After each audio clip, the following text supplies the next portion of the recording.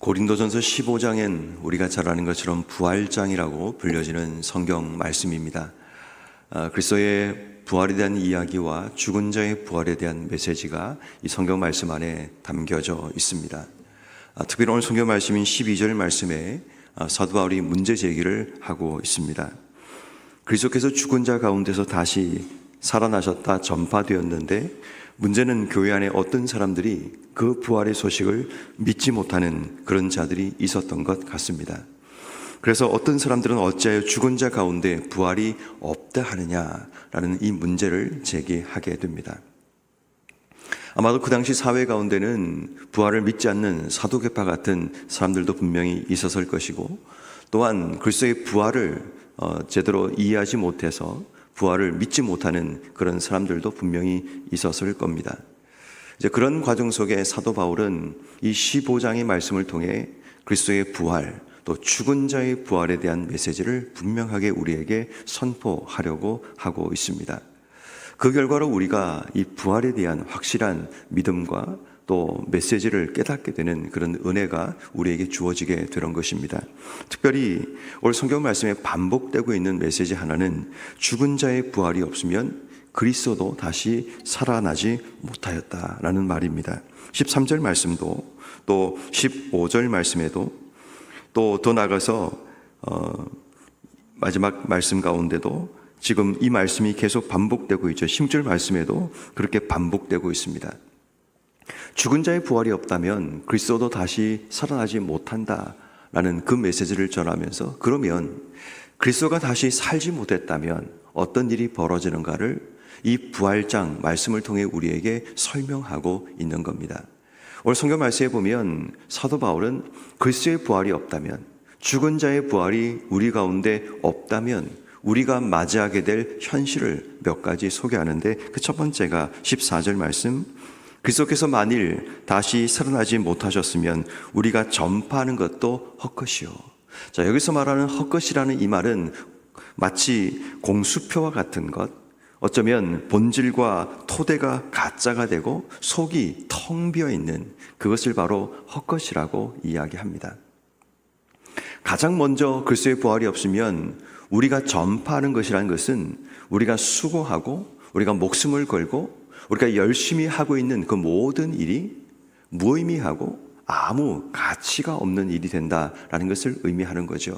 사도 바울은 그리스도를 만나고 부활하신 주님을 만나고 난 이후에 자기의 모든 삶을 바로 그 일에 걸었습니다. 자신의 인생도 자신의 살아가는 미래도 다 그리스도 예수님께, 부활하신 주님께 걸고 자기의 삶을 헌신하며 살아가고 있었습니다. 근데 만약에 부활하신 주님이 없다면 지금 자신이 하고 있는 모든 수고, 자신이 지금 가고 있는 길, 자신이 하고 있는 모든 삶의 열정, 그 모든 것이 무의미하고 무가치하다는 것을 지금 그가 말하고 있습니다. 뿐만 아니라 만약에 그리스도께서 다시 사신 것이 없다면 그런 14절 뒷부분에 너의 믿음도 헛된 것이다 라고 이야기합니다. 너의 믿음이 헛되다라는 이 말은 어떤 의미에서 17절 말씀에 그리스도께서 다시 살아나신 것이 없으면 너의 믿음도 헛되고 너희가 여전히 죄 가운데 있게 된다. 그러니까 다시 말해 그리스도의 부활이 우리 속에 없다면 죄의 문제를 해결할 수 없다는 겁니다. 우리가 믿고 있는 그 모든 것이 다 사라진다는 그런 이야기를 하는 겁니다. 우리가 전파한다라는 것은 15절 말씀처럼 그가 이 전파하는 모든 것이 거짓말을 전파하는 것이 되고 부활이 없다면 그가 믿고 있는 모든 것이 무의미한 것이 되고 만다는 것을 사도 바울은 그리스도의 부활을 통해 우리의 믿음이 또 우리가 하고 있는 수고가 헛된 것이 아니라는 것을 우리에게 말하고 싶어하는 그런 메시지임을 보게 됩니다. 그리고 난 뒤에 18절 말씀에 그리스도 안에 잠자는 자, 이미 죽어버린 자들도 다 망하였다. 부활이 없다면 그들은 죽음으로 인생의 삶이 끝난 것이기 때문에 그들 모두가 망한 것이다 라고 이야기합니다. 그리고 마지막으로 19절 말씀에 만일 그리스도 안에서 우리가 바라는 것이 다만 이상뿐이었다면, 부활이 없다면 모든 사람 가운데 우리가 가장 더욱 불쌍한 자이니라 라고 얘기합니다. 여기서 말하는 불쌍하다는 말은 비참하고 어떤 의미에서는 가련한 자, 인생의 목적과 더 나아가서 삶의 기반 자체가 상실되는, 존재의 의미 자체가 무너져버린 그런 삶을 의미하는 겁니다. 다시 말해 우리에게 부활이 없다면 우리에게는 우리가 하고 있는 모든 일들도, 또 우리의 믿음도, 또 우리가 앞으로 가게 될 모든 삶에 대한 부분도 다 사라지고 마는 것을 의미합니다. 그래서 오늘 성경 말씀이 우리에게 말하고 싶은 그 메시지가 뭔가 하면, 부활이 있기에 우리가 어떻게 살아야 되는가를 우리에게 말씀하려고 하는 겁니다. 우리에게 부활이 있기 때문에 우리에게 주어진 삶을 어떻게 살아가야 되는가. 그 첫 번째가 이런 거죠. 우린 부활을 믿기에 우리가 다가오는 삶의 고난을 넉넉히 이겨낼 수 있는 겁니다. 고난이라는 어려움을, 문제를 만나는데 우리에게 부활이 없다면 그 고난 때문에 우리의 삶이 망가지고 힘겨워집니다. 그런데 문제는 이 고난의 문제를 우리가 이겨내고 극복할 수 있는 이유는, 이 고난이 지나고 나면 우리에게 하나님이 준비하신 부활이 우리에게 있다는 확실한 소망이 우리에게 있기 때문입니다. 그러므로 고난을 만나게 되면 우리가 기억하고 붙들어야 될 중요한 메시지는 부활입니다. 비록 지금 힘들고 어렵지만 반드시 하나님께서 우리를 부활하게 하실 거라는, 바로 그 소망과 믿음이 우리 속에 분명하게 세워질 때, 우리의 삶이 비록 고난이 찾아오고 삶의 힘겨운 문제가 찾아올 때 우린 그 고난에 잠식되지 않고 부활의 소망을 품고 주신 삶을 살아가게 됩니다.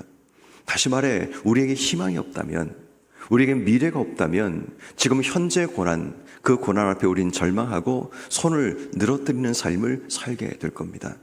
그럼에도 불구하고 우리의 삶이 고난이 찾아와도 흔들리지 않는 중요한 이유는, 우리에게는 이 고난 너머에 준비하고 있는 부활의 영광과 하나님의 은혜가 우리 속에 있다는 사실을 믿기 때문이죠. 그래서 우리는 늘 언제나 고난이 찾아올 때마다 우리에게 부활이 있다라는 것, 이 부활 신앙으로 이 모든 고난과 문제를 이겨내는 것, 이것이 바로 부활이 우리에게 필요한 이유이고 부활을 믿는 우리가 붙들어야 될 신앙의 첫 번째 자세가 됩니다. 두 번째는, 부활이 있기에 우린 죄와 타협하지 않을 수 있습니다. 성경이 말하는 것처럼 17절 말씀에 그리스도께 다시 살아나신 것이 없으면 너의 믿음이 헛되고 너희가 여전히 죄 가운데 있게 된다라고 얘기합니다. 죄와 싸워야 될 이유가 없는 거죠. 우리에게 부활이 없다면 죄를 이겨야 될 이유가 없고 죄와 타협하지 말아야 될 이유가 우리에게 없습니다. 그런데 우리의 삶에 부활이 있기에 더 이상 죄에 타협하고 죄에 끌려다니고 죄에 속해 인생의 삶을 살아갈 이유가 없죠. 왜냐하면 우리에게는 부활의 영광스러운 삶으로 나가기 위해서는 죄를 끊임없이 미워하고 죄와 싸워나가는 삶이 우리에게 필요하기 때문이죠. 왜냐하면 부활로 나가기 위한 우리의 전제 조건이 죄와 싸워야 되고 죄를 미워해야 되고 죄와 단절됨을 선포해야 하기 때문입니다.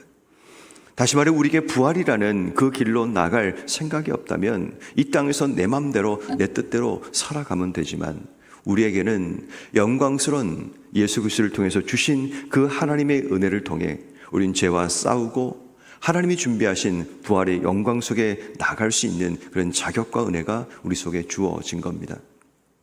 그런 의미에서 부활이 있기에 우린 더 이상 죄와 타협하지 않고 죄 가운데 속해 인생의 삶을 살아가지 않을 수 있는 겁니다. 그리고 마지막으로 우리에게 부활이 있기에 우리는 이 세상에 소망을 두지 않고 우리가 앞으로 가야 될 세상에 소망을 두고 살아가게 됩니다. 오늘 본문 19절 말씀처럼 우리가 바라는 것이 이 세상뿐이라면 우리가 불쌍한 사람이 되고 말죠. 그런데 우리는 이 땅이 아니라 우리가 앞으로 가게 될 새로운 세상, 하나님이 준비하신 영원한 세상으로 우리의 삶이 고정되어 있고 그곳에 우리의 목적지를 입력했기 때문에 지금 이 땅에서 잠시 헤매이고 지금 이 땅에서 잠시 고통스럽고 힘겨워도 우리가 견뎌낼 수 있는 이유는 우리의 목적지가 이곳이 아니기 때문입니다. 내비게이션을 켜고 우리가 어떤 곳을 향해 가다 보면 처음 가는 지역들을 지나가기도 합니다. 때로는 길을 잃어버리기도 하고 또 가야 될 방향을 내가 놓쳐서 계속 잘못된 길을 맴돌기도 합니다. 근데 중요한 것은 목적지만 제대로 입력되어 있으면 얼마나 우리의 삶이 헤매더라도 또 잘못된 길에 들어서지라도 괜찮습니다. 목적지만 분명히 입력되어 있으면 그 목적지까지 길은 험하고 시간은 걸리더라도 목적지까지 우리의 삶이 갈 수 있게 되는 겁니다. 중요한 것은 부활이 없으면 우리 인생의 목적지는 이 세상의 어떤 것에 목적지를 입력하며 살게 됩니다.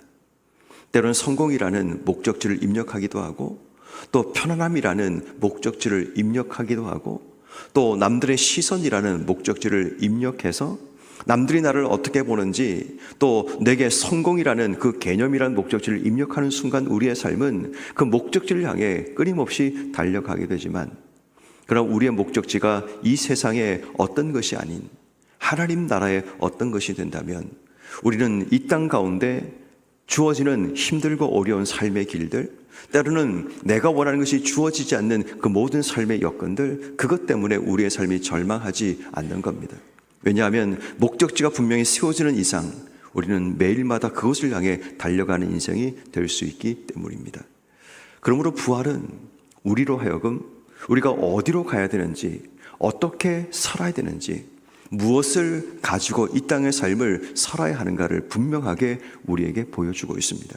그래서 오늘 성경 말씀인 고린도서 15장의 말씀은 예수님의 부활과 우리의 부활이 공동 운명체라는 것, 예수가 부활하셨기에 우리도 부활할 수 있다는 분명한 메시지를 우리에게 던지면서 부활신앙을 가지게 되면 우리 인생이 어디를 지향하고 어떤 삶을 살아가고, 그리고 우리가 이 땅 속에 다가오는 그 고난을 이겨낼 수 있는 그 동력이 무엇인가를 분명하게 우리에게 설명하고 있습니다. 왜냐하면 예수의 부활이 나의 부활이기 때문입니다.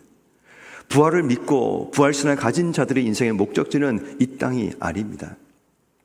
이 땅에서 우리의 삶이 어떤 목적지를 정하는 것이 아니라 우리의 목적지는 부활을 믿는 순간 영원한 생명의 자리, 천국과 하나님 나라에 우리의 목적지를 두고 이 땅의 삶을 살아가는 겁니다. 근데 중요한 것은 목적지만 바뀌어져도 우리 인생의 길이 달라지고 삶이 달라집니다. 이게 제가 자주 강조하던 하늘에 심겨진 하나님의 사람이라는 이 메시지의 핵심적인 내용입니다. 이 땅에 우리의 목적지를 두는 순간 우린 땅에 속해서 땅의 방법으로 땅의 열매를 기대하며 이 땅의 삶을 살게 되지만, 우리가 하늘에서 왔고 하늘로 돌아가는 목적지가 하늘로 선정되는 순간 우리의 모든 삶이 달라집니다. 땅의 방식이 아닌 하늘의 방식, 하늘의 결과를 꿈꾸며 이 땅의 삶을 살아갑니다. 늘 주신 삶의 자리에서 하나님의 방식으로 하나님의 실 열매를 기대하며 우리의 목적지가 하늘에 있으니까 그것을 바라보며 어떻게 오늘은 그곳으로 한 걸음 더 나갈 것인가를 기대하고 소망하며 그곳에 가기 위해 내가 어떤 삶을 살아야 되는가를 다시 한번 결단하는 그런 삶이 우리에게 일어나게 되는 겁니다. 그러면 성도 여러분, 절대로 흔들리지 말아야 될 중요한 한 가지, 절대로 타협해서는 안 되는 중요한 한 가지, 우리의 목적지를 입력할 때 절대로 이 세상의 어떤 것에 우리의 목적지를 입력하지 말고 우리의 목적지는 하나님께서 우리에게 부여해 주시고 선물로 주신 하나님 나라, 영원한 것에 우리의 목적지를 세팅하고 살아가는 순간 우리의 삶의 방식도, 우리가 살아가는 모든 삶의 모습도, 그리고 우리가 꿈꾸고 소망하는 것도 달라지는 귀한 은혜가 우리 속에 일어나게 됩니다. 이게 바로 부활입니다. 부활은 매일마다 우리의 삶이 하나님의 목적지로 나가는 그 과정 속에 마치 연료와 같이 우리에게 열정을 북돋아주고 우리가 그곳으로 나갈 수 있는 힘과 능력을 불어넣는 것이 바로 부활이라면, 그 부활상을 품고 우리는 이 땅 속의 고난도 이겨내고 죄와 싸우면서 영원한 하나님 나라를 향해 매일마다 달려가는 성도의 삶을 살아가야 합니다. 그러면 오늘 이 새벽에 우리가 하나님께 간절히 기도해야 될 중요한 한 가지, 우리의 목적지의 입력을 절대로 흔들리지 않게 해주시기를, 어떤 삶의 도전이 찾아와도 우리가 입력해야 될 인생의 최종 목적지가 이 땅이 아니라 하나님 나라라는 사실을 분명히 기억하여 부활이라는 이 동력을 가지고 고난도 이겨내고 죄와 싸우면서 하나님 나라 목적지를 향해 매일마다 다름질하는 우리 모두가 되게 해주시기를, 그리고 우리 교회가 모든 주의 일들을 감당할 때마다 우리의 목적지가 이 땅에 어떤 것을 얻기 위해, 교회의 성장과 우리가 꿈꾸는 어떤 것을 얻기 위한 그런 교회가 아니라 하나님 나라, 그 뜻을 이 땅 속에 이루기 위해 우리의 목적지가 세팅되고 그 일을 위해서 한 걸음 한 걸음 나가는 그런 교회가 되기 위해 기도하시는 여러분 한 분 한 분 되기를 주의 이름으로 축원합니다.